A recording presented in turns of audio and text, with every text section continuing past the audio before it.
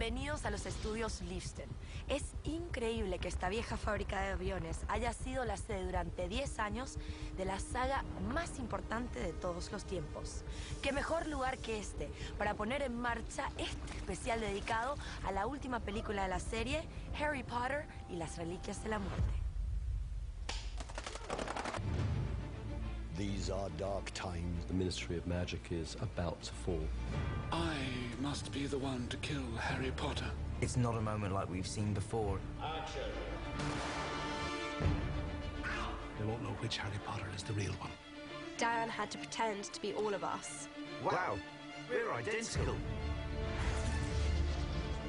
I require your wand. This guy's not just disrespecting me, but making it clear that he thinks I'm less than a vermin.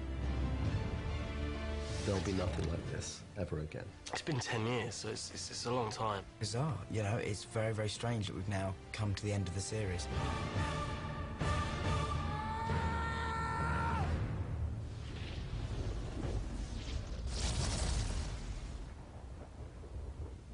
La última vez que los vimos, Harry, Ron y Hermione estaban asimilando la pérdida de su amado director y estaban despidiéndose del santuario de Hogwarts. Ahora, el intrépido trío debe huir del que no debe ser nombrado y tienen que encontrar la clave para poder derrotar al Señor Tenebroso. Mientras tanto, Voldemort se ha instalado en la mansión Malfoy. It is Miss Burbage's belief that Muggles are not so different from us. That was kind of one of the most exciting, kind of moments for me in the film because it's not a moment like we've seen before. There's a scene at the beginning of the story in Malfoy Manor where he's very much the man in power, taking his time, enjoying his power. He's at the peak of his power, about to grasp victory and defeat Hogwarts and Harry Potter. So there's a sort of emperor-like, you know, chief executive man with everything at his disposal atmosphere going on. We have infiltrated the Ministry. You have nothing to fear if you have nothing to hide. Well, it's a bit like Churchill's war cabinet, but instead of Hitler, it's Voldemort who's coming over the horizon. He's infiltrated the Ministry. Everything's looking very favourable for Voldemort, and it's his moment. His time has just really come. It's a dramatic moment for the wizarding world. That was my kind of reason to be intimidated. As inspiring as I find your bloodlust, Bellatrix, I must be the one to kill Harry Potter. It's really one of the more poignant scenes of the whole series, really. It's the first... it's one of the first times that Voldemort really rallies the troops to be as powerful as he possibly can be. There's a lot of uncertainty of what's happening in the evil world. There's also a sort of a madman's, you know, a crazy person's determination just to keep going and not give up. Rage, there's a deep rage in Voldemort against the world. But for the movie, but for the Malfoys, it's enormously important. You know, I've been wanting Voldemort to give me the place at his right-hand side since he returned. You know, I lived for his return. When he was in exile, it was my wildest dream that he would come back. When he does come back, he's not interested in me. He thinks I've been enjoying his absence too much. And I realized that there may not be a place for me in this new world that I've been dreaming of. I mean, that does us no favours, really. My father is a shell of a man ever since coming from out of Azkaban. I don't know what happened to him in there. My mum is doing his best to play host. And I'm being the sheepish child, rather awkwardly been interrupted by this great barrage of evil.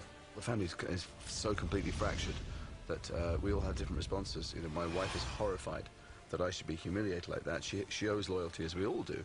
We're all terrified of Voldemort. But on the other hand, it's our house, and I'm meant to be the man of the house, and this guy's not just disrespecting me, but making it clear that he thinks I'm less than a vermin. So we're confused. We don't know what to do. My lord, I require your wand. Voldemort planea atacar a Harry, pero Harry y sus amigos saben que se avecinan problemas y planean una trampa para confundir al Señor Tenebroso y a sus secuaces. Con una poción multijugos y un cambio de disfraces, se convierten en 7 Harrys. I believe you're familiar with this particular brew. No, absolutely not. Told you he'd take it well. The plan that Harry has is to create 7 Harrys, so they're all decoys, so that people who are trying to attack Harry will not have a clue which one is the real one. Wow, we're identical. Voldemort is trying to kill Harry, and in order to protect him, we all disguise ourselves as him to confuse Voldemort, so he doesn't know which one of the Harrys is the real Harry. It's kind of a funny scene, because obviously Diane had to pretend to be all of us, so it was kind of crazy. The biggest challenge really is the Seven Potters chase. That's the most amount of work. It involves initially duplicating 7 Harrys, then we have a massive chase involving CG creatures, broom flying, digital motorbikes, digi-doubles. Each actor has a digital double so that when we can't film them, there's a CG character who's going to do the same performance. Action. A bit more sporty, have you? So Dan had to play all those parts, and I think he revelled in it. The opportunity to play Emma was something that he couldn't avoid. You know, was just I think a real. This film has a lot of different transformations and lots of different disguises, and it is quite confusing, but it makes it really good fun. So basically, he was doing all the work. He was doing all the work, and we were just sat watching, basically. Yeah. I kept going outside in between takes and getting my mate to do me up again, so I could keep trying to undo it. Eventually, I did get it one-handed. I was very, very pleased. I'm hoping that's the one they used rather than the one where I struggled for 5 minutes with both hands, because that wouldn't make me look so smooth, possibly. Esta secuencia muestra un despliegue aéreo impresionante, donde los buenos trepan a sus escobas para escapar a los malos. Durante todos estos años, los productores mantuvieron bajo 7 llaves el secreto del arte de volar en escoba. Eso hasta que llegamos nosotros. They have to be safe, they have to go onto effects rigs, they also have to be light for the prop ones, so there's a lot of requirements. This is Harry's broom. It's the fastest broom you can get.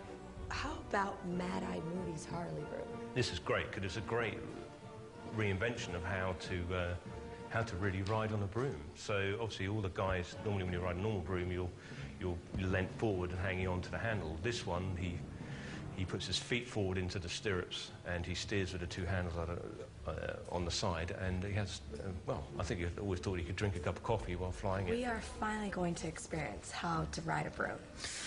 Any tips? Any advice? Does it hurt? I'll tell you what I've told all the girls. If you're a girl, you'll be absolutely fine. There's nothing I can tell you. Just hold on. That'll be fine. For lads, it's slightly different because you need to move stuff out of the way. But no, for a girl, you'll be absolutely fine. Estoy volando, no lo puedo creer. Siempre lo quise hacer, pero no se vayan, porque cuando regresemos tenemos la primera boda en Harry Potter.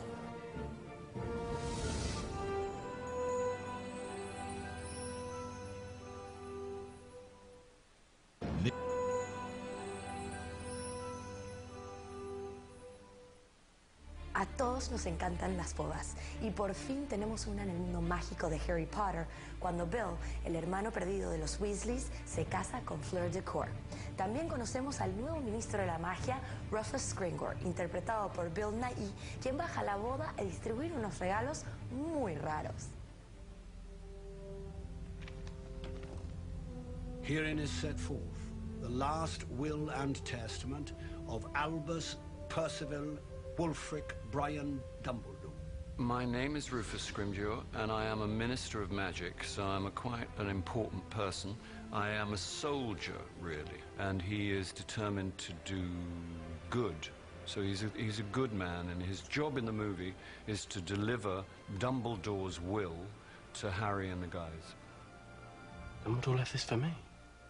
It was really good, because it's kind of always been kind of mentioned in the other films, but we've never actually kind of seen him, so it was good to finally meet him. They have a wedding, they get married, and kind of all the Weasleys get together in a big kind of marquee, and we meet all the kind of distant Weasley relatives, and it was really quite a good fun scene, yeah. For me, like, the wedding scene is really beautiful, like an incredible set. Clemence, who plays the bride, just looks beautiful. The wedding scene was just it was really fun to play. Everyone, you know, dressed up, and it was like, I don't know, being at a party for a whole week, so it was good. It was lovely because we don't often get the chance to do glamorous makeup. I think the last time was the Yule Ball back in number 4. So the cast love it, we love it. It's an excuse to, you know, play, dressing up, and because everyone looked so glamorous and there were so many actors and they all looked wonderful. It was just great because it was nice to see them having a different look, but there was a lot of work because I can't remember how many actors we had in every day.